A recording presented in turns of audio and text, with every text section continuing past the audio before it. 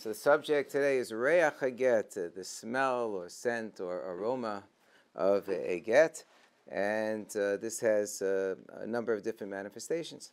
So there's a din d'oraisa of Isha Grusha Meisha Lo Yikachu with respect to a Kohen. A Kohen is not allowed to marry a Grusha. That much we know. The question arises, what if you have a get that is not valid, but it was given by a man to a woman, and it turns out it wasn't a kosher get, or a get that was not necessary altogether. So let's say that we determined that a man and woman were not really married to each other, and it wasn't really necessary for the man to give her a get, even though he gave her a perfectly valid get, if a get would have been needed. So is the woman still a surah l'kohen? After all, she received the get. We say that's Isha Grusha, Isha Lo Yikachu. So this is the subject of Reiach HaGet.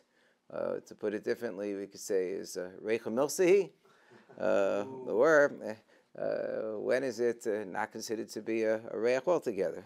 So the Mishnah in Gittin and Daf Pei Beis cites a machlokis between Rabbi Eliezer and the Chachamim, whether a get that prohibits a woman to a particular man, Hareyat Muteris L'chol Adam Elo Leploni, whether that's a valid get or not. Rabbi Eliezer says it's a perfectly valid get. The Chachamim say it's not a valid get. And the Gemara asks the question, what's the reasoning behind Rabbi Eliezer?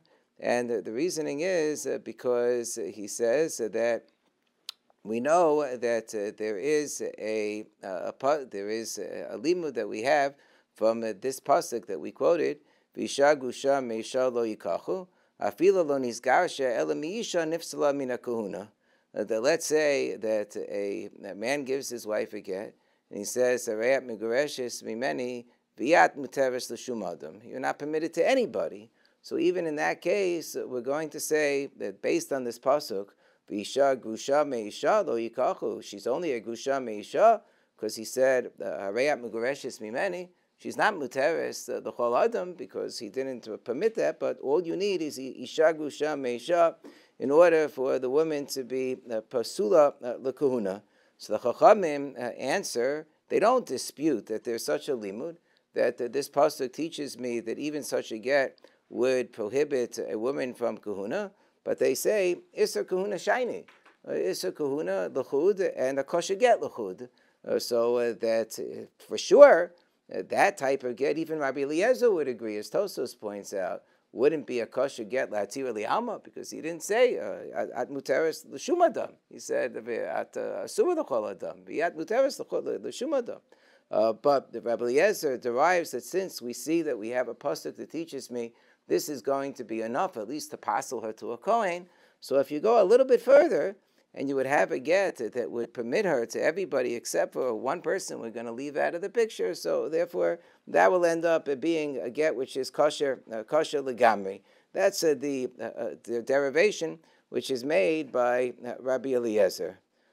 So we see that at least when we have a man and a woman who are married to each other, and it would be necessary in order to terminate the marriage for the husband to give his wife a get, and he gives her this type of a deficient get, where it's simply a get to where she's a gerusha harayat megoreshes mimeni, she's divorced from him but not permitted to anybody, that this would be a type of situation where she would be prohibited to marry a kohen if you had such a get. I've never had such a get, I'll be honest. Never occurred, because nowadays every single get is supervised by a bez. We don't have people doing gittin in their own home where this situation would arise. I never had a fellow, when he handed over the get to his wife, he made such a formulation. They're pretty good at saying the wording, the way that we tell them to say the wording.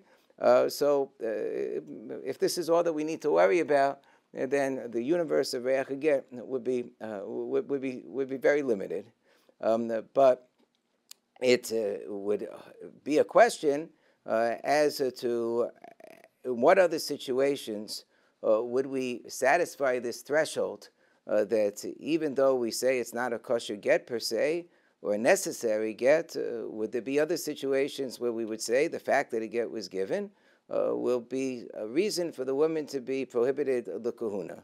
The Gemara in Yavamas, in Daf Nun Beis Amud Aleph, is talking about a Yavam, says if a Yavam would throw a get to his Yavama, and he would say, when we speak about whether a get is going to then cause them not to be able to have yibum afterwards, so forth, and he throws them in the yara bi'alma, so it's meaningless. Lo paslo the kahuna. It doesn't do anything. Similarly, at the beginning of the third parak of Gittin has the kol a get has three cases where we say a person's just writing a get lehislamed, or he writes a get for his wife and somebody else uses it, or he writes a get legedola and ends up giving it leketanu who has the same name, right? In all of these cases, the way we paskin in the Gemara is that it would be not even be afilu reiach get einbo. It's not even considered to be this terminology that we refer to as reiach get. It's a nothing. If I have a get which is batum in a Torah, it would not prohibit the woman the vila kohen. So we see that not every single time that a piece of paper is handed over and a person says this is your get, is it going to prohibit the woman to marry a kohen. In this case, even if the woman's husband was a kohen and he handed her a get where it was not written lishma, she's allowed to remain with him. This is codified in the Shulchan Aruch in Siman Kuf Nun, Sif Gimel, and Siman where the Shulchan Aruch says whenever you have a get which is batum min Torah, it doesn't ask the woman the kahuna. And in Siman Kuf Lamed Aleph, the Shulchan Aruch also says that in all of these cases that are described at the beginning of Perek Gimel Gittin, it's not a get altogether, she wouldn't be prohibited the kahuna. One case, the fourth case, where a fellow writes a get and he has two wives by the same name, and he has in mind, I'll use it for whichever one I decide to divorce, and he decides later on, the case of Breira. So Breira could be that even though we say that Breira doesn't work on a Daraisa level, that could be a Chumma D'Rabbanan. That Breira doesn't work on a Daraisa level, so therefore, if I had a get which is kosher min Torah, so I understand, of course, that then the woman is really a grusha. Maybe I say in certain cases it's going to be puzzled. She's not going to be allowed to rely upon such a get. But if it's kosher min Torah, she's a grusha min Torah. That's not reiach a get. That's because she's a grusha min Torah. So then, of course, I understand that she would be a surah to a kohen in such a case. But I don't think that I would describe that as a reiach a get situation. Gemara also has two other cases where it explicitly makes mention of how we do not institute a chumrah of reiach a get, or when there is a strong deficiency that would cause the get to basically be batel. One is according to the opinion that doesn't hold like Rabbi Elazar. We generally say Rabbi Meir. The opinion that holds the Eidei Chasim Bakarti, the Gemara on Daf Peivav Beis Maseches Gittin calls this Rabbanon of Rabbi Elazar. Rabbi Meir, who holds that Eidei Chasima Karti and not Eidei Mesira. So if I didn't have Eidei Chasima and I had only Eidei Mesira, so then Afilu Reiach HaGet Einbo. That's what Gemara says. It quotes a bunch of opinions that says Afilu Reiach HaGet Einbo, assuming that Eidei Mesira with that Eidei Chasima wouldn't count for anything according to that opinion. Then you have the Gemara and Daf Peiches Amud Beis that talks about a get meuseh, a forced get. A get which is compelled, if it's compelled by a bezdin, when it's kedin, when it's warranted, so that's a kosher get. Compelled by a bezdin, when it's not warranted, so that's going to be a puzzle, right? According to the Rambam, it's only puzzle midrabanan. Others hold it's puzzle midaraisa. It's machlokes rishon, it was puzzle midrabanan, puzzle midaraisa, right? Rambam Shita is interesting on this, and he has a whole essay to explain his Shita, Kayudua. The essay is well known in the context of beating out the Yetzer Hara from a husband when he doesn't want to give his wife a get. It's well known in the kosher case, but it's not known that he applies the svara in the puzzle case as well to explain why it's only puzzle midrabanan. And then we have, if you had non-Jews who would compel a get from a woman when it's kedin, but they're not simply doing the work of a bezdin because the bezdin didn't tell them to do it. So then that also is going to be no good. And those cases, she's going to be prohibited the kahuna. According to the Rambam, we understand why she's prohibited the kahuna, because the get is really valid on a deraisa level. The other opinions hold that it's only a get which is that the get is batum min Torah. that it's not just on a Drabanan level, but it's Batum Min Torah. So why should she be a Surah? Because there's some sort of Gzeira because of the good case. It's close enough to the good case that we're going to make a special Gzeira in this case. Not clear whether we're going to extend that Gzeira to other cases too, but in this case, for sure, we're going to make a Gzeira. According to the Rambam, it doesn't present any difficulty. But in the context of that discussion, the Gemara says explicitly, if I had the worst possible scenario, it's a get which is compelled by non-Jews, and it's not a case where there would be an obligation to give a get midina, okay? They just decide on their own, we're going to utilize get law number 2, whatever it is, whatever the scenario. And it's not a case where it would be warranted up halacha. So then in this case, the get is going to be batil, and says the Gemara, afilu Reiach HaGet ein bo. Not even a Reiach HaGet in this particular situation. Okay. Now, the Rambam codifies the one case where the Gemara says explicitly that there is such a thing as Reiach Megoreshes Mimeni ve'einat muteres l'kol adam, that this is going to passel the kahuna. The Rambam has a very curious word. He says, we quoted a pasuk, right? We quoted a pasuk. The Rambam says, psula l'kahuna midzivrein. Throws in a monkey wrench. Midzivrein. So we know with the Rambam, these words are a little fungible. Midzivrein, divrei sofrim. Sometimes it's the Rabbanan, sometimes it's the Reiss. So the Rambam says it twice, just in case you're going to make any problems and try to claim he really meant the Reiss. So he says midzivrein twice in the same halacha, just so it should be 100% clear, right? V'zeh Reiach HaGet sheposel l'kahuna midzivrein. So it sounds very much on the Rambam that this is only a din d'Rabbanan. The Maggid Mishnah struggles mightily with this because the pashtus is that it's a din d'Oraisa, because otherwise, when Rabbi Eliezer was bringing his raya to the Chachamim to say, we see that even a get, that pasa that simply says, Reiach Gereshes Mimeni, v'yet muteres l'kol adam, is going to be poseles mina kahuna. So that's why I would hold that if you had a get that would permit the wife to anybody except for Ploni, that's why it should be kosher gomer. So they should have answered, what are you bringing a raya from this pasuk? That's an asmach, that's a din d'Rabbanan, give me a break. But that's not the answer that they gave. They said, Issa kahuna shayne. So you shouldn't have said Issa kahuna shayne. They should have said, that's only a din d'Rabbanan. The pasuk doesn't really mean that. So you could say, well, maybe you can argue that they were just saying that l'shitaso.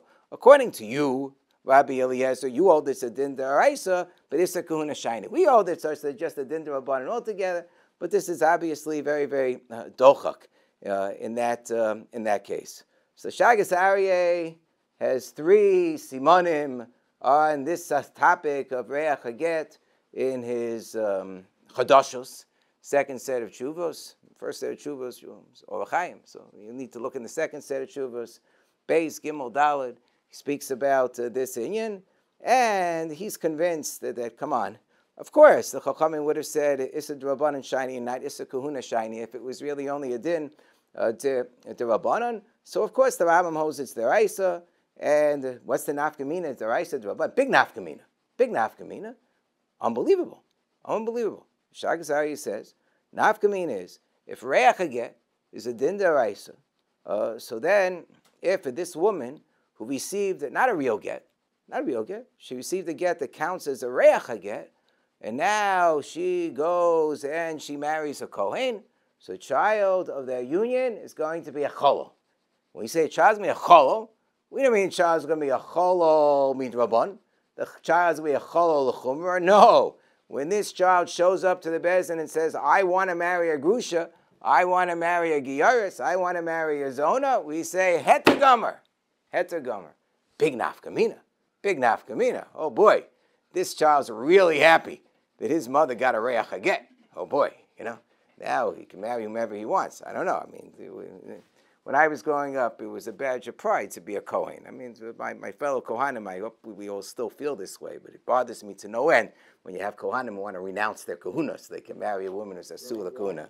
Bothers me a lot. Rabbi Weinreich's report, many years ago, was a conservative rabbi in Chicago who wanted to decide he wanted to marry Grusha. So we got a full-page ad in the Chicago Herald Times. I hereby publicly resign from the kahuna. Right, Mishnah and Sota, it doesn't work. Okay. Anyway, so the so in this case, So Shagas Aryeh says, of course, the Rambam agrees it's the Reissa. Child is going to be a cholo. Why? The Rambam said midivrein. Midivrein means like the Rambam meant when he said midivrei sofrim, the famous explanation of the Nosei Kelim of the Rambam in connection with Kedusha Kesef. Not that it's only midrabanan, but it's not mefurish b'kra. Something I have to derive. Kicha. It's not mefurish. So this too. It's not mefurish. I have to derive it. Torah Shebal Peh. That's the reason he calls it midivrein. Does it extend beyond this case? The Rambam doesn't seem to extend the principle of Reiach HaGet beyond this case. All he says is that whenever a get is really kosher midaraisa, and I'm only going to pasla midrabanan, so of course the woman is going to be asur, but that is part of a din daraisa. It's not a special din of Reiach HaGet. It means I have a perfectly valid get. The Shagas Aryeh leaves it unexplored. He goes on for a while. He leaves it unexplored or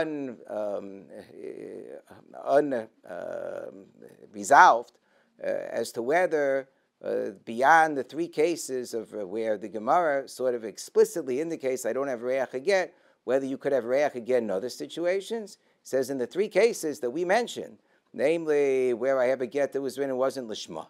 I have a get that was a get Meusa. I have a get that according to the Shita that Eidei Chasim Makarti was given only with Eidei Mesira.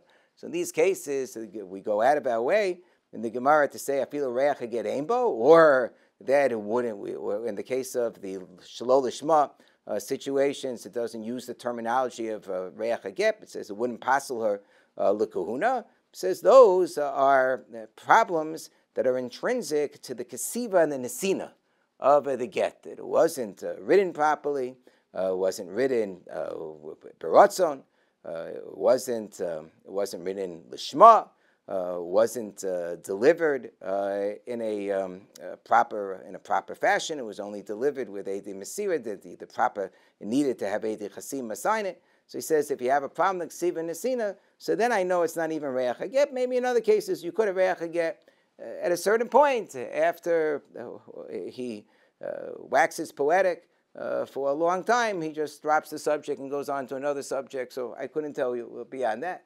But it's kedai to take a look at the discussion in the Shagas Aryeh. If I say that it's only if I'm going to have a din of Reiach HaGet on a Derabanan level, outside of this one case where the Shagas Aryeh says I have a din deraisa, so then I'm not going to have a cholol situation on a deraisa level. The child of a union would have to treat himself as somebody who is potentially a kohen, right?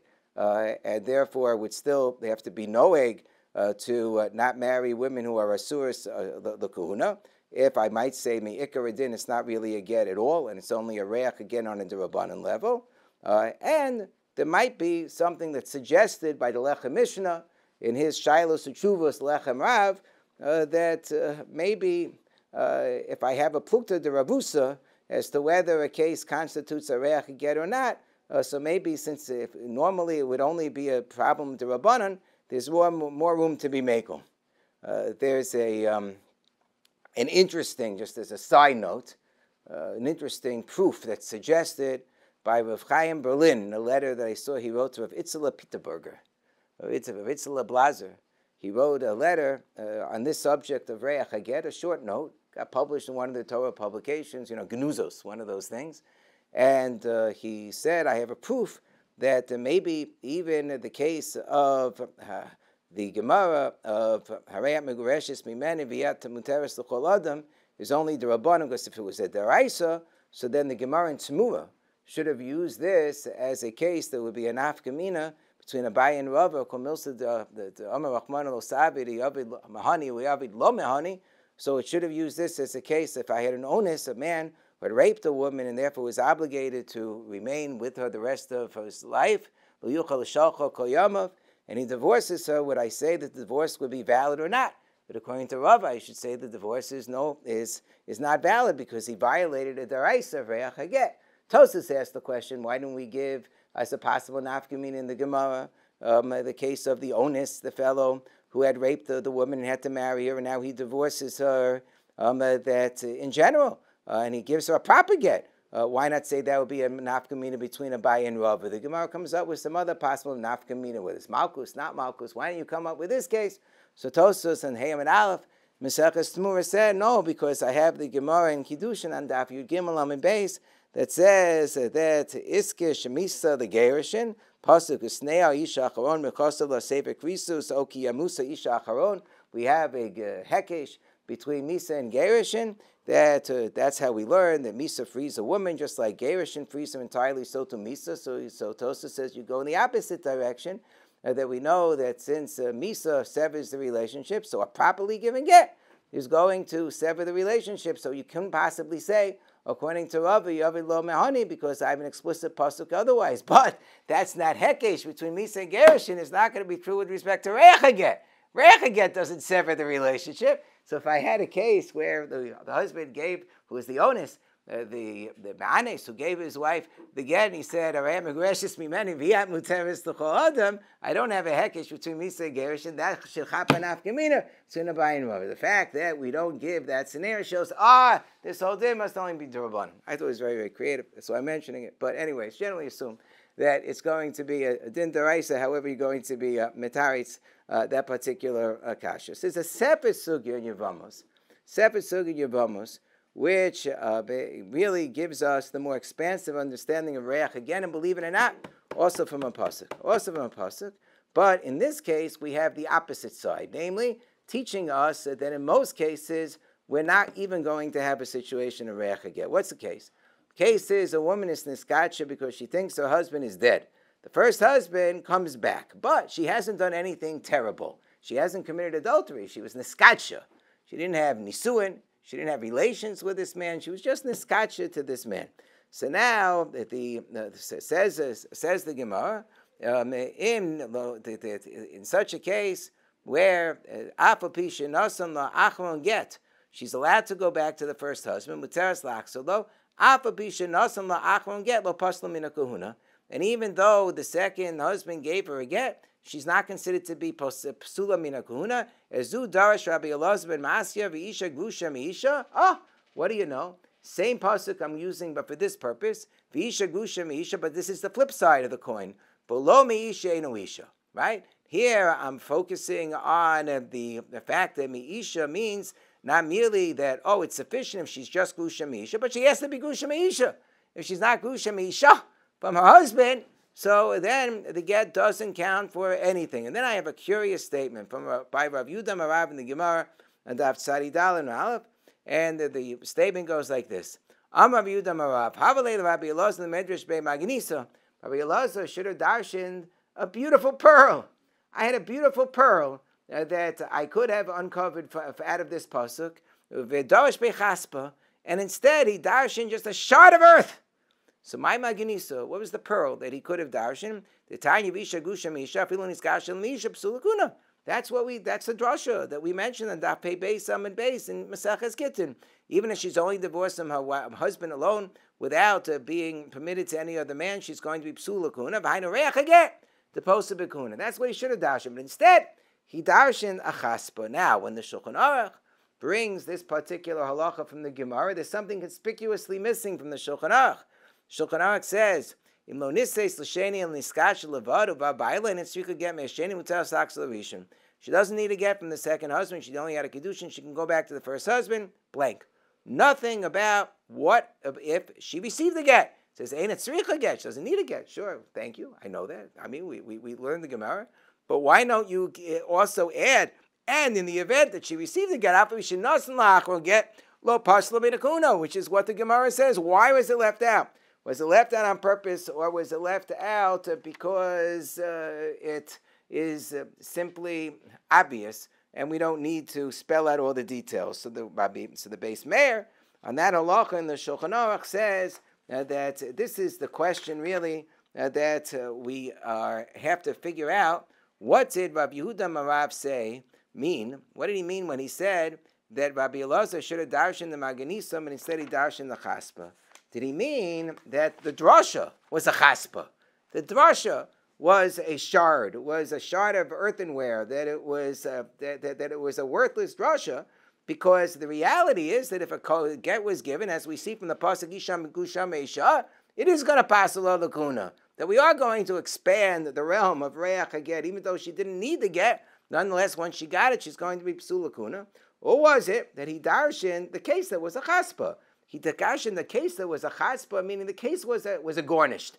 The case was like an earthenware shard. It was a garnished. Of course, if the second fellow who's not really even married to her gives her a get, of course that doesn't count for anything.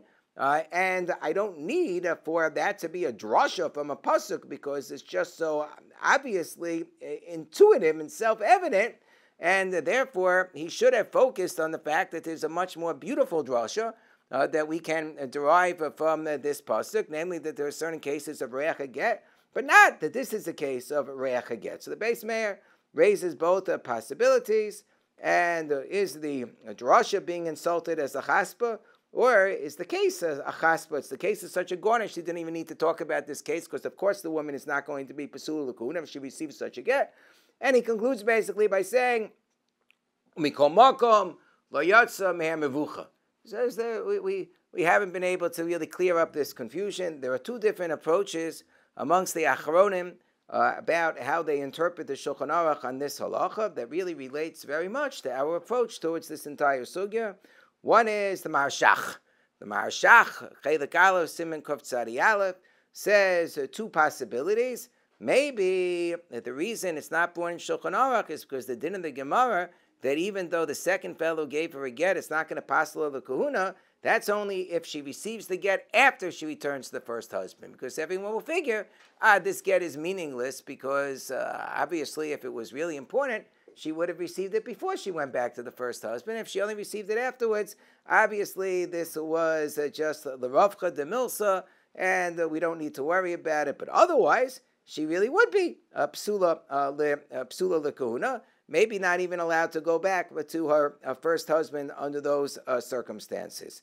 And then the second possibility that he throws out is that maybe the reason why the din of her receiving the get is omitted by the Shulchan Aruch is because that's a din on a daraisa level. On a daraisa level, she wouldn't be psulim in a kahuna, but there would be a reiach again on a darabanan level, and therefore, and that's why, in fact, it didn't say muteres laksolo, that she'd be allowed to go back to her first husband in the case that she received the get. It said muteres laksolo, and then get lo paslam min kahuna. It would count for something insofar as she wouldn't be allowed on a derabanan level to be with a kohen, and she also wouldn't be allowed to return on a derabanan level. She wouldn't be allowed to return to her first husband either in such a case, because it would have ramifications in terms of looking like a maksir gushoso. The same way we worried about Reiach HaGet, that it looks like a kohen marrying a gusha. It also looks like a fellow being maksir gushoso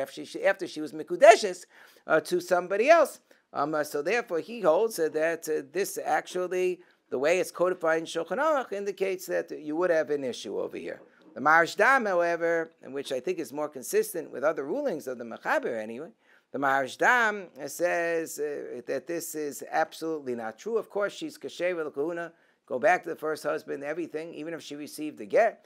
If the Shulchan Aruch was going to disagree with the halacha as it's stated in the Gemara, clarify in a way that is not consistent with the simple reading of the Gemara, it would have spelled it out.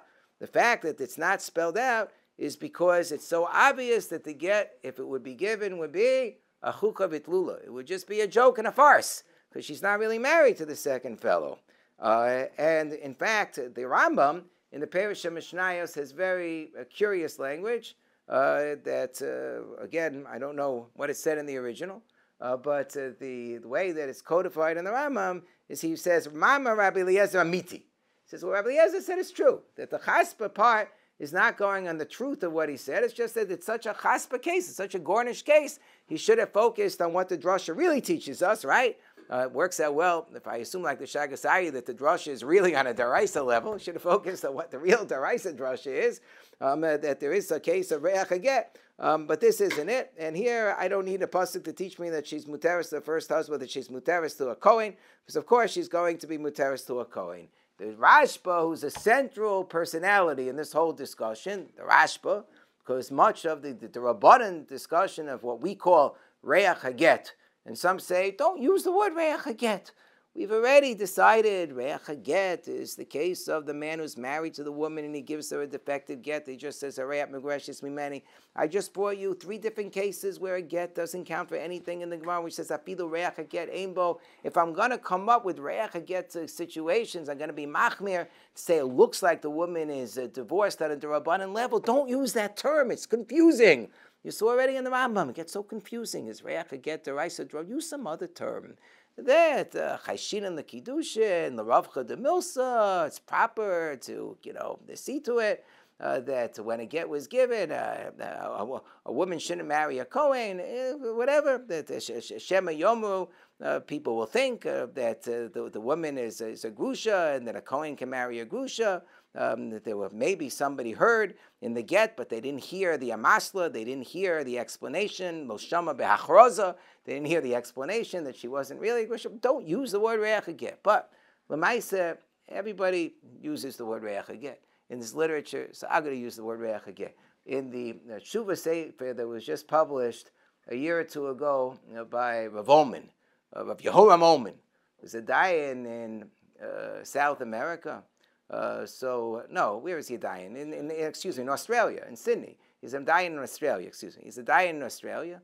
So he has a footnote about this, and he says also he has a few tshuvas on the subject of Reiach HaGet. He says, and I know that the term isn't necessarily applicable to what we're going to refer to as our D'Rabbanan cases, but l'maisa in the nomenclature, it is transferred into those cases. But even the Rishonim already throw around the term, because the Rashba himself, who really is the main source for saying that sometimes on a D'Rabbanan level, we're going to say if it looks like a get, we're going to prohibit a woman to a Kohen, or when he is Mekel, he brings the drasha. He has one shuva in which the Rashba is Mekel. It's one shuva which is really 3 shuvas. It's 3 shuvas because he has 2 different versions of the shuvas in his writings and in his published shuvas, and then there's another version of the shuva in his Kisvei Yad, all of which I have replicated for you in the source sheets, so you can go through them and see the consistencies and the inconsistencies as you wish. And it's also quoted in Siman Yud Gimel in the Beis Yosef. So the Rashba says, when I have a case in which there's no question in the world that there was no business to do a get, and that the get was clearly unnecessary altogether, so he quotes from this drasha of Rabbi Elazar ben Masya that Isha Gusha Miisha Below Miisha Eino Isha, that it's only when you have a get from somebody who's a real husband that the woman is going to be prohibited to a Kohen, but otherwise she's not going to be prohibited to a Kohen. So the question is, fine, what would those cases be? So this becomes an issue. What would those cases be where we're potentially going to be machmir and not rely upon this drasha, call it the chaspa, right, of Rabbi Elazar ben Masya? What would be the cases? What would be the ramifications? So the cases presumably would be when something looks like a get, even though it was not a necessary get. What would the ramifications be? It would be, number 1, for kahuna, right? That's the main thing we're talking about. Number 2, case of Maksir Gushaso. It's a case that the Rosh discusses. Number 3, Havchana. I had a get that wasn't really necessary. Tosas and Gittin, Daf Tzadi, talks about a machlokes, Rabbeinu Tam and the Ri. There was a get that was given, and then suddenly there's a murmuring, there's a problem with this get, this, that, the other thing. So the Bezdin didn't want to be bothered. Okay, fine, we'll do another get. L'chumra, we'll do another get so people will stop murmuring, but it wasn't really necessary.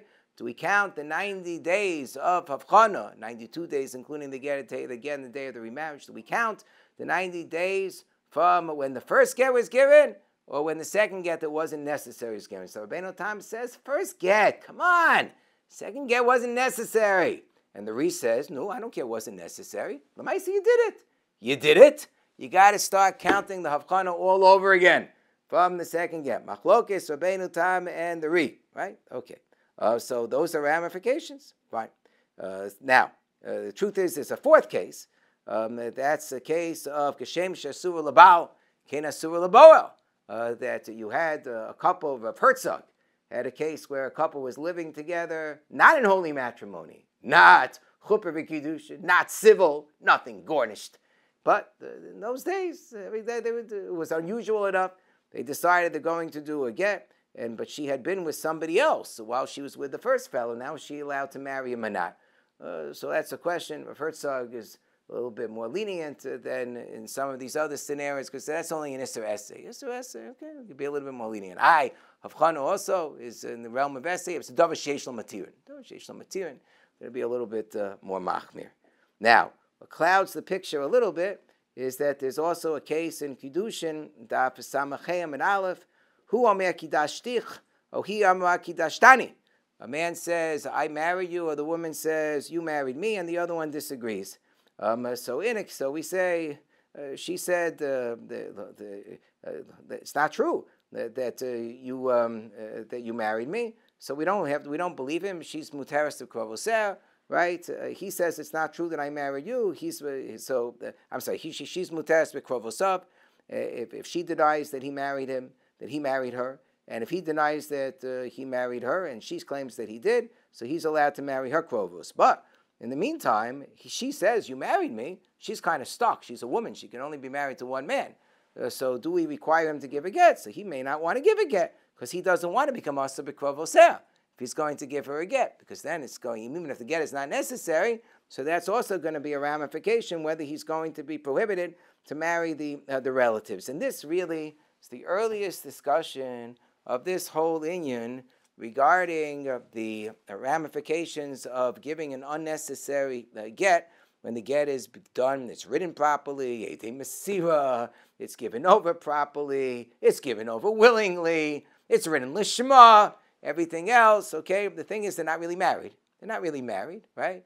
So it's a little bit evokes the Rabbi Elazar ben Masya case, but unlike the Rabbi Elazar ben Masya case where the first husband came back, so you can figure out that the second Kiddushin didn't really count for anything, right?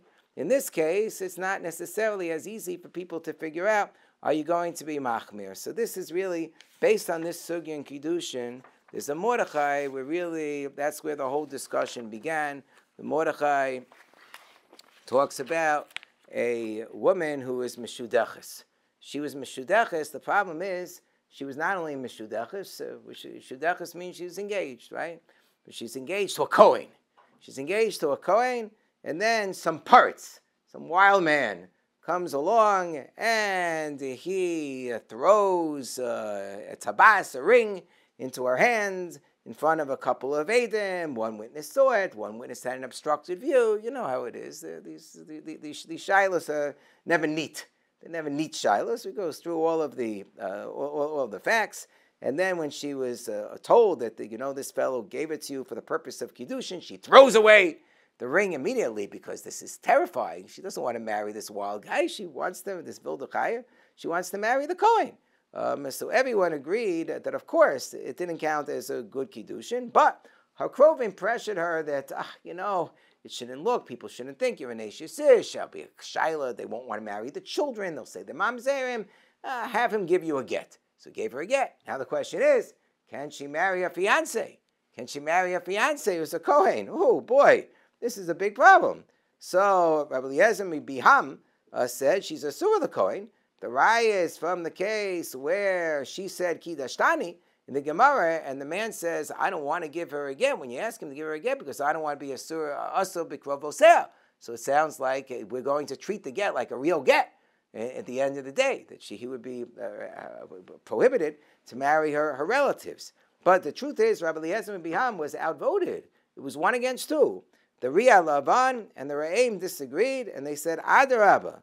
In the case of where he said Kiddashticha, and she says, you didn't divorce me, they argued if at the end of the day he's going to give her a get, she is not going to be a Surah B'Krovav, because everyone understands that the only reason why she's accepting a get here is because men will be unwilling to marry her, but nobody's going to really think that it's a real get and as a result, she is going to be muteris bikrovav. And in fact, that is how it's paskin by the Ramah. The Ramah paskins that way in the Shulchan Aruch Siman Mem Ches, right? And it's only in the other case when we request the man to give a get when he claims, no, I didn't really give it, that he's going to be asa bikrovosea, because when he writes the get, he writes the words unsincere. So it's like a hodas baldin. It says unsincere. So he's admitting that she's really his wife. So that's the reason he's, but she doesn't have any unsincere. Woman doesn't have to say anything. She doesn't have to say anything. Doesn't have to say anything. Doesn't have to write anything. She just has to accept the get, period. We have a little bit of a script. She says, I'm accepting the get of my own free will, but really she doesn't, certainly she doesn't have to say, you my husband, doesn't have to say, okay? The Re'im also argued and said that get she'eno matir lo liisha doesn't pasil l'kahuna, and it's like writing a get l'penuya, and of course, guess what? He also brings a raya from the Mishnah in Yevamos, quoting from Rabbi Elazar ben Masya, who says that Isha Gusha Meisha, below Meisha no Isha. Everybody is quoting this as basically their raya when we're not going to treat the get as anything. Okay. Now, not everyone agrees with the psak of the Ramah that she's going to be muteris bikrovosav. The Aruch Shulchan brings a dissenting view, but the way he brings a dissenting view is very, very interesting.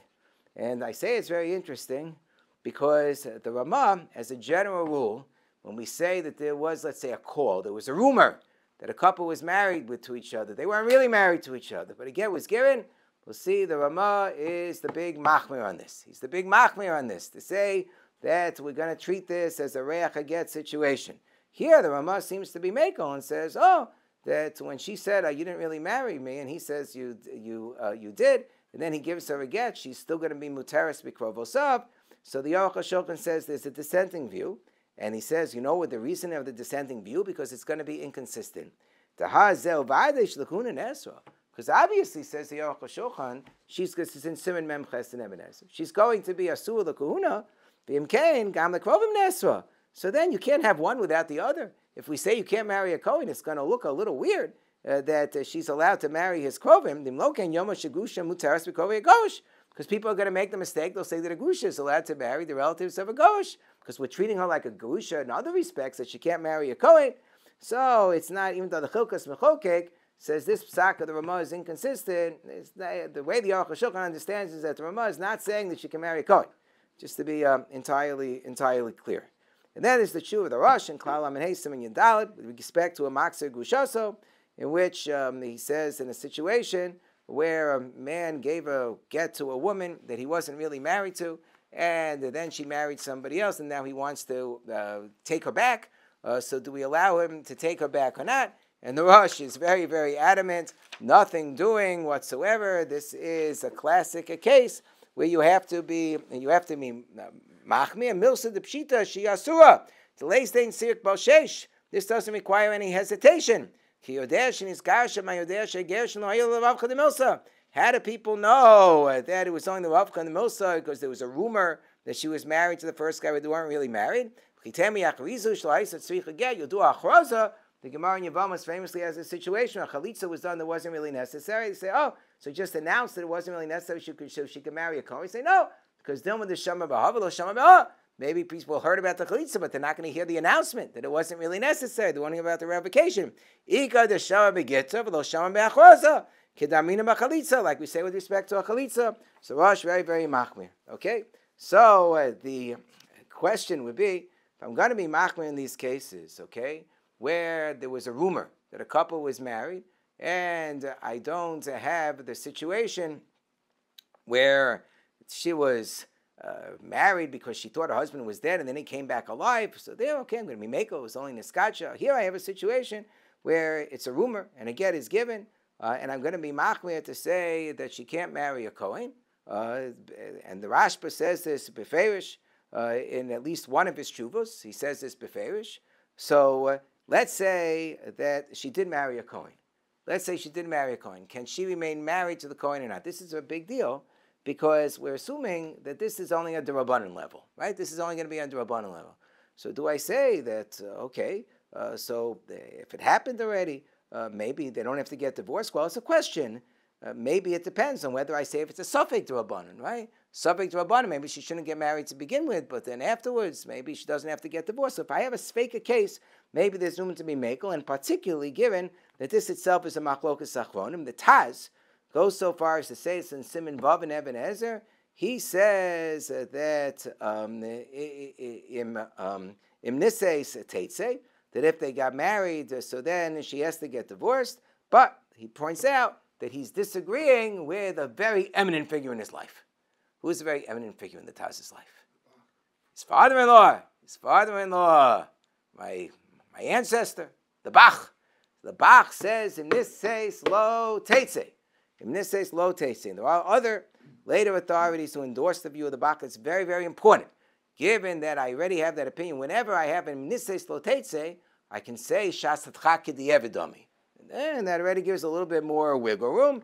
Plus, and I introduce a suffix situation, I could say that even if it was a vadai situation, I have the Bach. In a suffix situation, maybe for sure I can be mekel, maybe even lechatchila. So that's something to throw into the mix. Plus, you can throw into the mix the Lechem Mishnah. In his Lechem Rav, you'll say, okay, Lechem Mishnah may have a dissenting view. Why is that dispositive? If you look hard enough, you can always find somebody with a dissenting view, find the tshuva somewhere. The Lechem Rav is quoted on the Ramah in Siman Vav, where the Ramah speaks about how we have to be mekel, we have to be machmir when there's a call and a get was given that the woman is not allowed to marry a Kohen. I'll just pull up the Darchei Moshe for you. You look in source tests on page 2, right? So here the Ramah says, "Vafilo niskashavak b'shum kol kiddushin b'yama, afi b'hishu barash ein mamish beosan kiddushin me'nosnin get rak mikol chumra b'yama, afilo haki psula lekahuna." Quotes the Rashba Sibin Tov Kuf Nun. Right there is Rabbi Kiva Eger who says, "Ayin shuvas lechem rav." So it's not just a lechem rav; it's a Rabbi Kiva Eger. It's Rabbi Kiva Eger. Rabbi Kiva Eger quotes the lechem rav. What does the Lechem Mishnah say in the Lechem Rav? He says that maybe we're only concerned about this idea, Shema Shama B'ha V'lo Shama B'ha, when it's something like a chalitza, an Isser Chalutza L'Kohen, which people might not take that seriously, because it's not a Torah prohibition, it's a D'Rabbanan prohibition. But a Grusha L'Kohen, Grusha L'Kohen people take seriously. That's an Isser D'Oraisa. There, we don't have to worry about these considerations. People are going to think that a grusha is permitted to a Kohen. No, nobody's going to think that a grusha is permitted to a Kohen. They'll do their research. They'll make sure the person's not an Avrayan, that there's no Issa being committed, that the person's not violating the Torah. They're not going to think that it's mutter. So you don't have to worry, since this is a concern that people are going to make this mistake. They'll think a chalutza is muteris. No, you don't have to worry in this situation. So Lechem Rav held not like that opinion of the Ramah, and we see that Rabbi Akiva Eger seems to quote it as well, and the Ramah himself does not seem to be consistent with the Mechaber, because the Mechaber in Siman Vav, when he talks about Reiach HaGet, he only has our one case. Reiach megareshes mimenu v'yat muteres kol adam v'hava bishul hutra b'zeh HaGet nifslo l'kuna. That's it. The Mechaber stops over there, just like the Rambam doesn't have it with respect to any other cases. The Ramah is consistent, because he has this in Siman Yud as well, with respect to the case of Maxir Grushaso. He has this as well with respect to the case of Havchana. Mechaber brought both shitos, that of the Ri and the Rabbeinu Tam. And by the way, the Mechaber seems to be slanted towards the opinion of the Rabbeinu Tam, because he has two Yeshomims. Rabbeinu Tam is the second Yeshomim. Important principle in Marana Mechaber is that if there are two Yeshomims, generally the halacha is assumed to be like the second Yeshomim. And it's the Ramah says Yesh Lachos L'Svara Rishona. So he's generally, we see that the Ramah is machmir in all of the different ramification cases, with the exception of Muteris Bikrovosea, but with respect to Asura the Kahuna, with respect to Maxir Gushaso, with respect to Havchana, he's very, very, very consistent in terms of being on the Machmir side. But the Chelkas Mechokek notes in Siman Vav that even though the Ramah is relying upon a tshuva of the Rashba, which is in Tshuva Tav Kuf Nun, that is quoted by the Beis Yosef in Siman Yud Gimel, where you had a couple that wasn't really married to each other, but there was a case of Ruvain who made an engagement. He helped to get his made a shidduch between his daughter and the Shimon, and it didn't work out. But then, when it didn't work out, the Ruvain told the person who was the fiance, right, that it's appropriate that he should give a get, so that there shouldn't be any type of a murmur against his daughter that she is really mikudeshes. And Reuven was an Amaretz. He didn't know what he was doing. There was nobody who was suspecting that his daughter was only engaged was mikudeshes. Nobody would have spread such a false rumor. And everybody knew that the get was only being given because Reuven didn't know any better, and Shimon complied, and he gave the get. So now the question is, now she is engaged again to somebody else who happens to be a Kohen. His name is Elazar a Kohen. So I don't know if his name was really Elazar. So the question was Elazar allowed to marry or not? And the Rashba says, nothing doing. Get posel b'kahuna shema shama b'ha v'lo shama b'ha. Went through basically that sugya, and the Rashba was very uncompromising here, despite the fact that there was no real call, there was no real basis for the get to be given, but the Rashba was very, very machmir in that case. Points out the Chelkas Mechokek that there's another tshuva which is cited by the Beis Yosef in Siman Yud Gimel. This is uvatshuva acheres kasav, that there was a very complicated situation in which you had a woman who is, again, the way it's written in the Beis Yosef is that she was also a mishudeches, and it didn't really work out. And the father of the first fiance, then after she was already niskadsha kiddushin, she was already betrothed to somebody else, okay, came along and said that he had married her off to his son when they were the first fellow she was engaged to, when they were first engaged, and he served as the shliach. The Eidim aren't around necessarily anymore. One of the Eidim died, and one of the Eidim went away, and the one Eid who says that he does remember is being contradicted by her, and the Rashba says Eid echad behachosha lav klumu, and the other Eid that died is obviously not going to be able to testify anymore, and it's a call that's la'achar erisin, and we don't worry about a call that came up la'achar erisin, and he quotes Rabbi Elazar ben Masya, and that any get that's not a get is a chaspa bialma, and it's not going to posel the kahuna, and therefore this is not anything that we need to worry about. And therefore, he comes to the conclusion that this getzeh shenasan shigon be'almahaya was only shigon. It wasn't that the fellow she was married to was a Kohen. It was a question of whether they would have to do havchana now gimel chadashim. But he threw in for good measure. Not only do you not have to do havchana gimel chadashim, it's a complete package. It also doesn't passel her lakuna. Her current husband should live and be well, but you should know that this is not going to passel her lakuna. So the Rashba here seems to be diametrically different from the Rashba that was relied upon by the Ramah in his ruling, and that's pointed out by the Chelkas Mechokek. The Chelkas Mechokek simply says, V'yesh l'chalik. Chelkas Mechokek also points out in Siman Memches that the Ramah there, who doesn't prohibit the woman to the krovim of the husband when he gives her a get, when he claimed he married her and she says no, also seems to be not 100% consistent with the Ramah. Skuma Zika Harab Shtara Lebeitrei is the lashon that's used over there. We'll leave aside that inconsistency because, as the Aruch HaShulchan pointed out, that could be reconciled, at least in terms of answering the woman Lakoim. But here we have the Rashba himself, who is completely matir in a different situation. The Rashba has at least two tshuvos. There's one Miuchesis the Ramban Siman Kuf Lamed Beis, and there's one in Siman Tuf Kuf Nun that is quoted by the Beis Yosef, where in Chelik Aleph Siman Tuf Kuf Nun, which is the one that we just recited, that he was machmir about, where the Am Haaretz husband, not the Am Haaretz father, of the girl who had been engaged, told the fiancé to give her a get. In both of those cases, he was machmir, and then we have the good case in which he was mekel. So, how do we distinguish between the two different cases? Really, really hard to distinguish. There are all kinds of different ways you could distinguish. The way the Beis Yosef presented the case is that she was a mishudeches. The way it's presented by the Rashba in his formulation of the case in Chelik Daled Siman Shin Daled, in his tshuva, she wasn't mishudeches, so we could say that's the difference.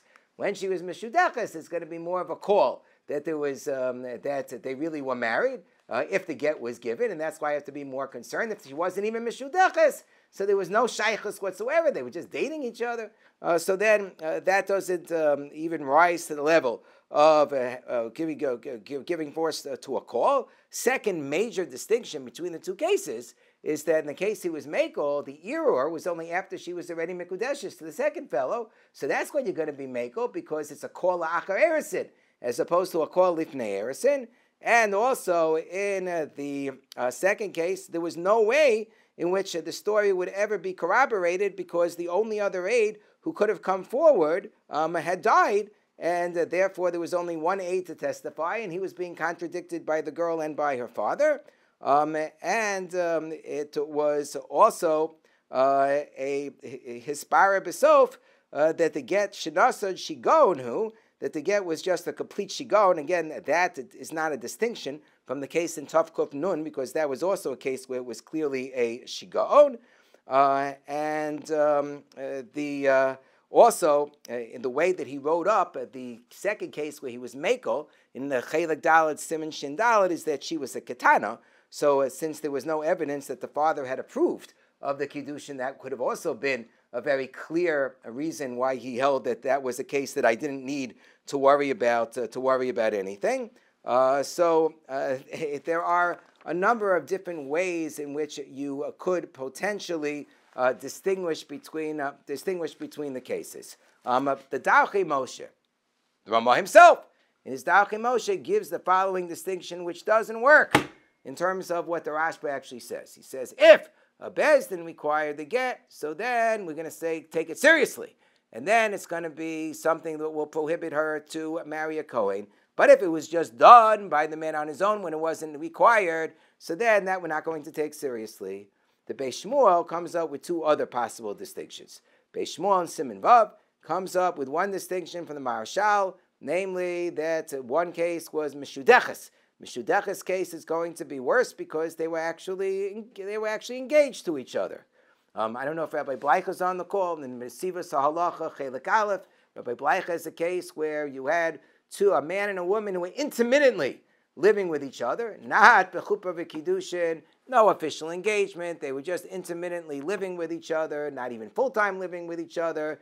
Man gave the woman a get just to be on the safe side. Now the question is whether she's allowed to marry a Kohen, because she's together with a Kohen at this point in time. And if the chuppah v'kiddushin is not going to be performed, they're going to go off to some non-Orthodox rabbi and live a non-Orthodox life. But if they get married by an Orthodox rabbi, they're probably going to keep Torah mitzvos and belong to an Orthodox shul. It's going to make a huge difference in their lives and so forth. Again, one of these, you could say in a close call case, you have to take these things into consideration. Right? But Rabbi Black says there's nothing to discuss over here, because this is a case where there was no call bichlal. There was no rumor. Nobody knew that they were even living with each other. Or if they knew they were living with each other, it was a call v'shover imo, which is a lashon of the Reiach Hasadeh. That if, together with the call, together with the rumor, you have the explanation that clearly would show that they were not, in fact, halachically married, and everybody could see that, plain as day. So then there's no room to be machmir altogether, and that's essentially this explanation the Beis Shmuel brings that when there is no possibility of there having been a valid marriage, that I couldn't really say Shema Emes Hadava Dekidesh, because all indications clearly show otherwise. So then you don't really have to worry about the possibility of the get being valid, and you could be makel for her to marry a Kohen. So there are other. If you look in the Admas Kodesh, Siv Chav Gimel, or Source Chav Gimel, the Admas Kodesh focuses upon the fact that the case that the Rashba was makel about was a call la'achar erisin. A call la'achar erisin would be more similar to the Rabbi Elazar and Cherish case, where the woman is already married to another man, right? So in such a case, he explains that would be consistent with going to be mekel. Unfortunately, in most of the cases that we have, it's not going to be call la'achar erisin. The Reiach HaSadeh is what I think a lot of the contemporary posts can rely upon, which is this idea of kol v'shover imo. That I have the rumor, but the rumor comes together with the Amasler. It comes together with the explanation that we see that she received a get, but at the same time, the get was clearly only given the Chumra B'Yam, and nobody even knew that they were suspected of being married to each other. Or you can argue, let's say nowadays we do gittin for civil marriage. When we do a gittin for civil marriage, does that count? At the very least, like this Reiach HaGet concept that we're speaking about according to the Ramah. Again, the Machaber doesn't have this concept. So if you're talking about Sfardim, for sure you could be makeup. We're going to determine the get wasn't really necessary. But what about according to the Ramah? So this is part of the question. Do we say that this is a kol v'shovo imo type of a situation? So if you take a look in the tshuva by Rav Landesman, Rav Leibish Landesman, Shmuel Yehuda Leib Landesman, one of the primary and most prominent and esteemed dayanim on the American rabbinic scene nowadays. We all are very fond and close to Rabbi Landesman, of course. So he says, what about a case where you had a marriage? He's specifically speaking about that was performed by a Reform rabbi. You're going to apply the same thing to a civil marriage as well. He says, he says, I have a clear heter that you don't have to worry about this woman marrying a Kohen. Why? Moshe, who says, hello, based on the Kabbalah get. Says that the distinction is whether the Bezdin required a get. Says if just because the Bezdin does a get, doesn't mean the Bezdin's requiring a get. The Bezdin may say as an Eitzah Tova, do a get. We had the case of the woman who the man said I married you, and the woman said it's not true. But we tell we have the man give the woman a get anyway, because otherwise people might be hesitant to marry this woman. Not that we're requiring a get midina. We just want people to be able to marry this woman. I'll tell you a secret. If I have a Geirus candidate who had a prior Reform conversion, okay, which I know is a Gornished. She had a prior Reform conversion. But after she had the Reform conversion, she married a Jewish fellow. Now they got divorced. Now she decides she wants to have an Orthodox conversion. You know what I do? I say, make sure you first take care of a get from this Jewish husband. Even though your Reform conversion wasn't valid, we're going to make a bracha when we convert you in the mikvah. We don't have any shaila that this Reform conversion was valid. Nonetheless, we're afraid that after you convert Orthodox, people may be hesitant to marry because they'll say, what if? Somebody's going to claim that she really needed a get from that first husband because she had a Reform conversion. People might be hesitant to marry you because they don't want any shemetz or psul or iro with respect to children they're going to have that maybe people will think they're mamzerim or whatever. So therefore we do the get. But not that we're requiring the get. We're just covering our bases. According to that distinction, for sure she's covered. There was no requirement of a get where the Bezdin decided that she absolutely needed to receive a get. His case was that she was giving good advice. I would say even if the Bezdin gives her good advice. Even according to the Beis Shmuel, who distinguishes between whether anybody would ever say, oh, maybe it really was a good Kiddushin, right? Which in the second case of the Rashba would never happen because the second aid's never going to show up. He's dead. Different versions, whether it was an aid, let's assume like the version, there was one aid who testified and he was contradicting, and another one was dead.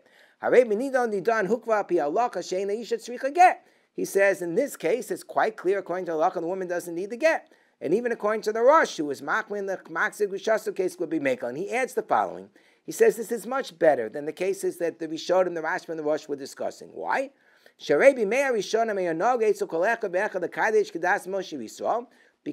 in the early days, people would be Mekadesh always Kedas Moshe Yisrael. You didn't have cases where you had the Kiddushin that were reform, civil, and so forth.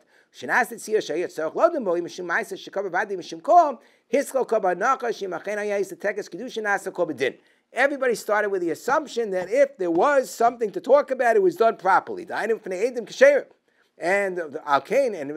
proper nesinas chaypis and marimah meish laisha, everything was done properly. It would have been assumed, and therefore, if a get was done, so therefore people would say, that if we're going to allow her to marry a kohen, it must be we're allowing a gusha to marry a kohen. Mashe'en came is manenu sherovu be'ayudim matzos abishem chavshim. That most of the Jews, unfortunately, are secular. And when they get married, they almost always can be presumed not to get married halachically. And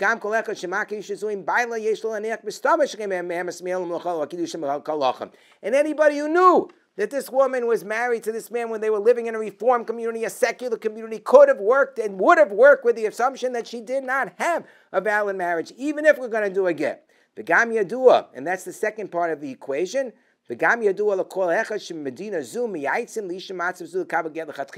We always shoot first and we ask questions later. We do the get just in case that maybe, if there's ever a problem, nobody should ask any questions. But if an issue arises, we really need to investigate because now the woman wants to marry a kohen. So at that point in time, we'll investigate. Not that we pasked that she absolutely needed a get to begin with. So therefore, it's considered to be, like Rabbi Black writes in his essay, it's a call v'shovo imo. The call comes with its answer. The get that she received was only based on good advice, but not that it was really necessary. And therefore, according to all the Rishonim in the Machmir and B'Yaiser, now, no reason why we have to be so machmir about this. From not to Greenblatt Zatzal told a story. He had a case of a woman who didn't need a get. She had a civil marriage, before marriage, one of those situations. Didn't need a get, and she was involved with a kohen. She was involved with a kohen, but in order to just clear the air, because she had been married, though civilly or non-halachically to somebody, the question was, is it better not to do the get and simply have her marry the kohen without a get, because she didn't need a get, and this way you wouldn't have a Reiach get issue altogether? Or is it better to do the get? Because this way there would never be any error or a question or somebody refraining from marrying the children, whatever it is, because of chumras eishes ish and so forth, and then be mekel about the Reiach get issue. So said Rav Nati had a conversation with Rav Yoshev about this. Rav Yoshev said, if she's involved with a kohen, don't do the get.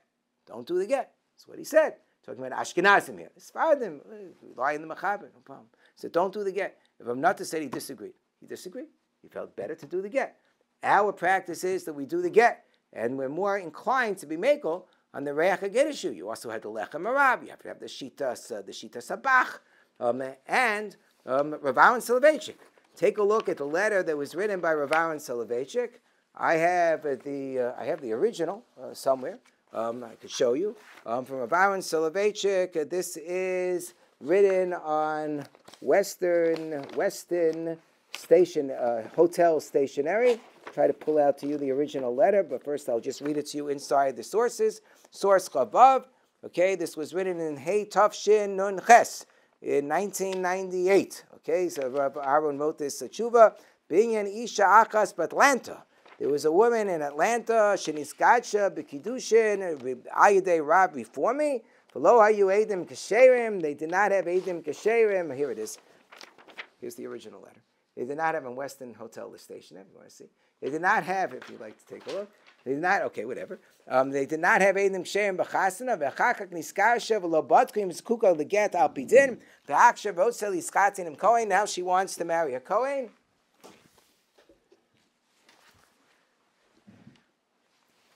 Shuvade Kohen, show mitzvahs. This is not a heter. Some of the contemporary poskim who talk about these issues, they throw in They throw it at Maharstam, Kohen Chazaka, who knows? They throw it in. They throw it in for good measure. So tshuva, Amar is a tshuva, and I think it's in Chelik Beis, Siman Aleph, I think, in Ibn Ezer. Okay, or Chelik Aleph, Siman Beis, one of those. I'll tell you in a second. It's Chelik Aleph, Siman Beis. Yeah, in Ibn Ezer. But Ravadia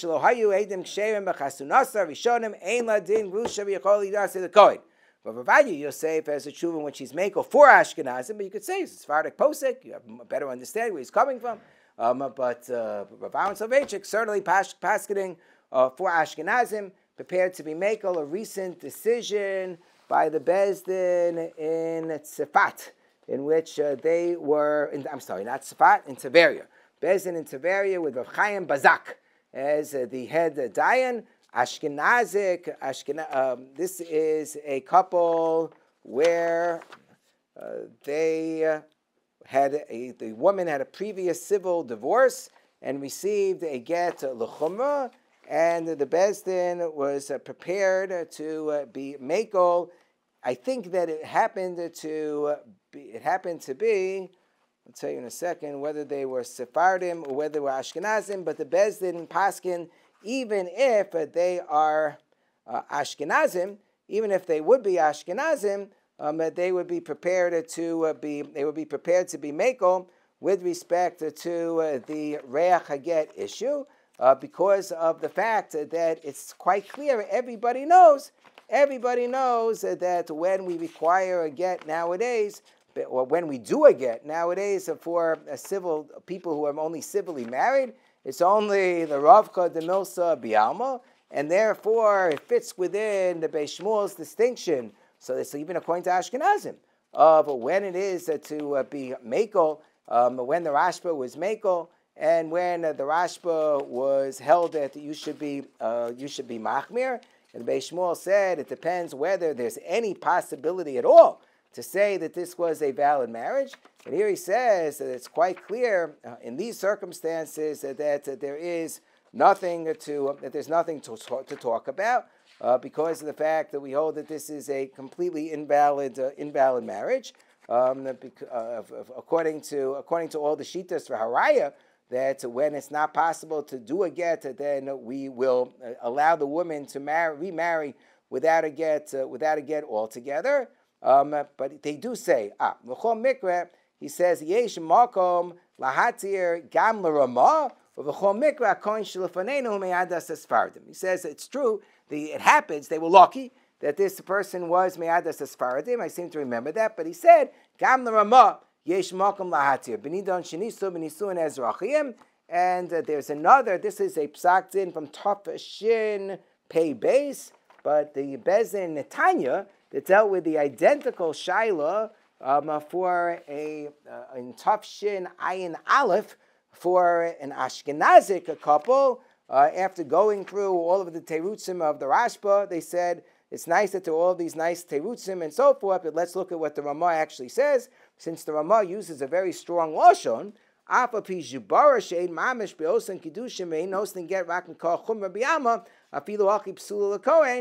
they said, So I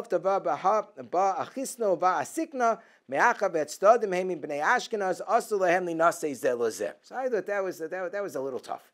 That was a little tough. I think that the approach that we have is more along the lines of Rav Landesman, which is that it's understood that even when the Bezin says, go and do the get, we're not really requiring it. So even according to the Ramah, the only distinction that he had, the distinction he himself has in the Darchei Moshe between when a Bezin said it's absolutely necessary and when it was done on their own is pertinent to our situations, but we're not really paskening. We're not doing the research and paskening that you need to do a get. We do a get for everybody. Just the Yeser says, we also want to encourage everybody to go and do Gittin and not to think that we're going to pater them from Gittin, because then the wrong people are going to think that they are pater from Gittin. Tzvi ben Yaakov, in his Mishpatecha Yaakov, in dealing with this shaila of the civil marriages, presents both at Stodim. He says that Imkain, Lamai de Kaimalon, this is the fourth line on page 10, source Klavches, the Bekesher Ezrachi Tzricha Get Machmas Mechamas Kumas Eishisish, We do require it because the Chumash says ish. So then, in Kain l'chayra HaGet pasla mikuda. So then maybe you could say that according to that chiluk, right, from the Dalkei Moshe, one of the chilukim quoted by the Beis Shmuel, maybe that should pass her. Oh, yesh lo med l'maisa ein koshim the kiddushin. Or maybe we should say l'maisa we're not koshish the kiddushin. Reiach she efshel hasi get matirim lo get. Varaya is that we in fact do allow the woman to remarry without a get. And came Hashemach Kabirim, Rakling and Zesh lo yelch neishes ish yosef below get. Rakling and Zeh, Avami Ikaradin and Kanakshash Kiddushin. That it shouldn't look like you have an Ashish going out without a get, but Ikaradin, it's not really a kshash. We may like get low post silakuda. Kevin Shan Kang Shash Lamitzia Shakidushin. Ketivay Ben Kadesh, but Shuvah Sarashba, like the Shuvah Sarashba says, there's no possibility that there was a good Kiddushin. We know what the facts are. The facts are, it's not like we're worried another aid is going to come along. We know what the facts are. The facts are damn Mitzius Brualanu. So he in one case that we actually received the Maisa Bezdin from the Bezdin of Tel Aviv, where he operates, we had a very interesting formulation in which the Petur that we received from that Bezdin actually had the formulation like the Reiach Hasadeh of the Kol V'Shovo Imo in the text of the Petur. And I'm thinking maybe it wasn't that they wanted to demonstrate that they're such mekilim, but they were machmir to create lechatchila a situation of kol v'shovo imo. Rav Ovadia Yosef was very makel about this, as I said. He had a case where one of the Eidim who they were miyakin under the chuppah was found to be apostle, even though there were 500 Orthodox Jews who were present at the wedding. Even though a get was given, he said that this woman is kasher l'kohuna, and she married a Kohen. They got divorced a year later, whatever. But Baruch Hashem, I think he got remarried afterwards to somebody else. That marriage, Baruch Hashem, still lasted. But the formulation, look. It's published in Chelik Yud Aleph of the Yibiyome, that particular tshuva. There's another tshuva was found in one of the Eidim was a Korov, and it was similarly makom, back to back. I think it's in Chelik Yud Aleph, but the formulation we got was like this. Look at source Laban. Hatstadim nasu es rochis bovad v'sudar get l'chumra. The alpip sikas hagod Ovadia Yosef satzal muteris aflakoin.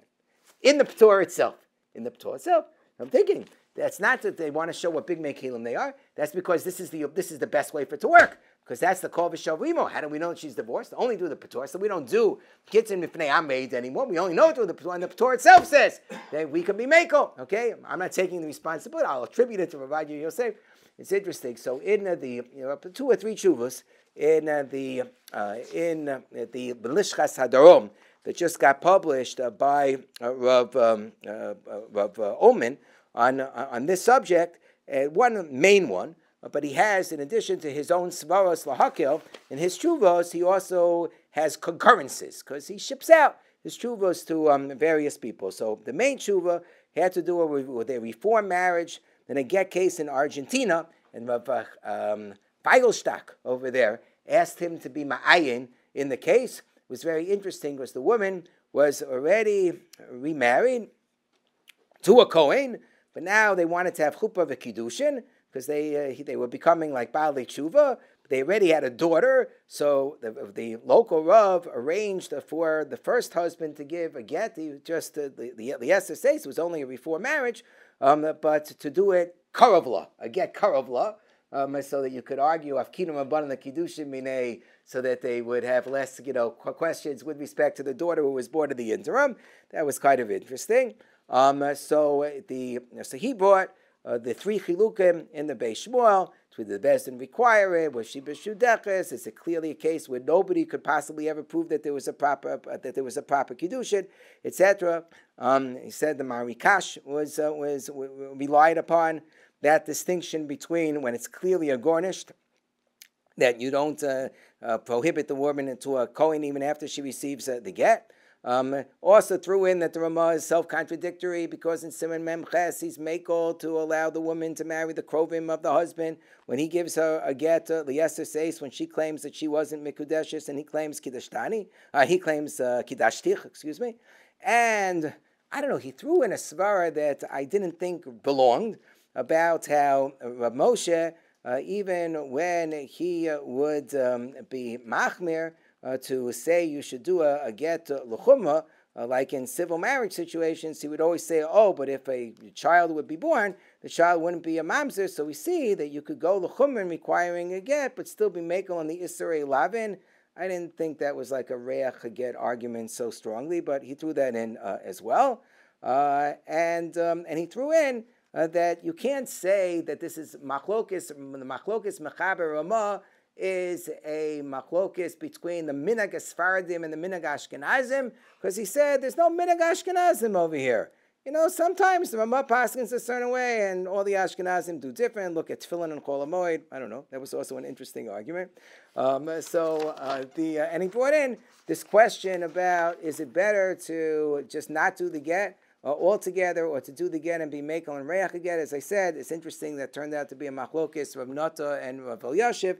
Here in America, I think because of the mitzias, the reality of the fact that the majority of Jewish weddings, it's not true in Israel, majority of Jewish weddings here in America are just not kedin, they're not pi-halacha. So that's why Rav Landesman's argument holds, I think, much more sway, particularly here in America. Rav Amar was mekel after a reform marriage, and also brought all of these arguments. So this is in Chelik Aleph, the Shem Shlomo, of the differences in the Rashba and so forth. And then he asked for a concurrence from Rav Meir Mazuz. Rav Meir Mazuz said, well, I mean, this all works, of course, if you're a Sephardi, because, that's the Mechaber, but how can you go against the Ramah? And Rav Amar added as a footnote to his tshuva, well, of course, the couple in front of me, they were Sephardim, so, it's perfectly fine. So the Bezdin and Netanya, when they were machmir with respect to the Ashkenazi couple, they said, oh, look at that tshuva. This is my last Maramokum. That tshuva. Amar said he's only being makel for Sephardim. But I kind of read the tshuva before he got to the Rav Mazuz part, and you kind of can read between the lines that he was perfectly prepared to be makel for everybody. So Rav Ullman writes in a footnote, I spoke to Rav Amar. Rav Amar told me, of course I would have been makel for everybody. I meant that it was even better that they happened to be Sephardim, which I think, actually I believe that representation. But you have to be careful what you write, if that's what you really meant, because Lamaisa, the Bezdin and Netanya, relied very much on that correspondence at the end of the tshuva when they were machmir for the Ashkenazim, just making that mention. And then he has the concurrence of Tzvi ben Yaakov, who goes even a little bit further. In this tshuva, Mishpatech Yaakov, he says, I don't know what to do exactly in these cases, so I always defer to others who are more confident in themselves about what to do in these cases. And in his concurrence in Milishkas Hadaram, he says, when I have these cases come in front of me, I always refer them to Sfarish Poskim. That's what he writes. Gemara and Chulin, you're allowed to do that. If the other people are have the ability and the wherewithal to paskin like they paskin, they're going to be maker, you have the right to send to them. That's okay. Based on the couple of the posting. What? Based on the couple of the posting. He didn't say. I could show you the excerpt from Tzvi ben Yaakov, but he did not actually. I don't believe that he said. This is just the general comments he made. Give me 2 seconds, and I will pull it up. This is maybe the second tshuva over here. Okay. But I believe that he did not distinguish, which is well, remember that you can have a very strong poskim like for example Rav Ovadia Yosef, who is perfectly prepared and certainly had the broad shoulders to paskin for Ashkenazim as well. So therefore, that's not necessarily a contradiction. Okay, I can't find it right now, but I will try to find it afterwards. In Yetzer Hashem, I'll show it to you afterwards. Good. Okay, and then he has a couple. He has another case where he wanted to be mekel on a kiddush shetos situation, and he asked for concurrence and also be mekel on the Reiach HaGet issue. And Rav Lau wrote a strong dissent in that particular case because he said Kiddushay Tos is a very, very difficult threshold to satisfy. And even if you satisfy it, it'd be very, very difficult to say that you did the get liyeser se'es, because everybody would hold in those situations that it's a very big deal if it's possible to obtain a get, that you should try to obtain a get. So he was not so comfortable being mekel in that situation. Here we go. Find it. I finally found it. Okay, Svi ben Yaakov. Karasim ashikasu ksvoto taraso rama binyan heter isha l'kohen v'gam l'dati yesh lahatir. But that's the case where they had only a civil marriage beforehand. Okay. V'tamid shahayu ba'im elai hayisi mefane la'ab bezin sfaradi shahayamatir alpi das hagon ravavadu Yosef Satzal. That's his lashon. So that's all. I just wanted to get the lashon. So as you see, he did not limit it to the orientation of the parties. Just quoting that lemaisa. So, bottom line is that if we have these situations come in front of us, where we have a woman who does not need a get me'ikar adin, but she had a civil marriage, a reform marriage, we will always do the get. And if some poskim say that the proper format that you should follow is that you should say to them that you should know that if you accept a get, you won't be allowed to marry a Kohen. And but if you don't accept the get, then we'll be able to be mekel that you didn't really need it to get, and you'll be allowed to marry a Kohen, and you can decide basically which approach you want to follow.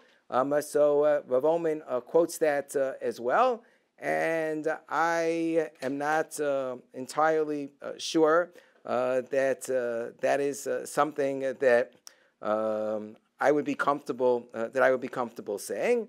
But the one who says that is Rav Ezra Basri. Rav Ezra Basri brings that. He says, this is what I do. And he says, and then, because this is what I think a bezin should do, and then a woman can decide for herself whether she wants to get, and therefore be asura l'kohen, or not take the get, and take her chances that somebody will be willing to marry her because she has a heter that she's allowed to marry without a get, and then she will be allowed to marry a kohen. If you did have a bezdin that did not offer her that choice and just did a get, so then there are bezdin toim.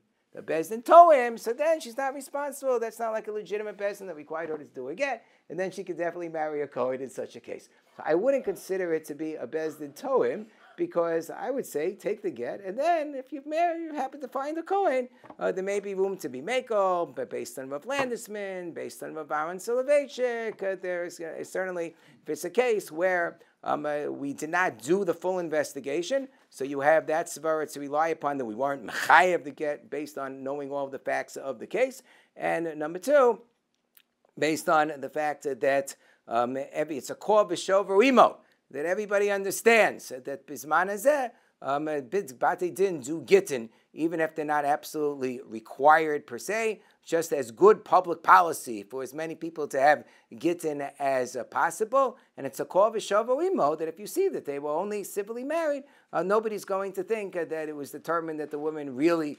halakhically required a get. If it was only before marriage or civil marriage, everybody will understand that it was only the SSA's be'alma. Much more room to be mekel, and particularly when you throw in the strav of the lechem harav, that maybe there isn't room, that you don't have to worry about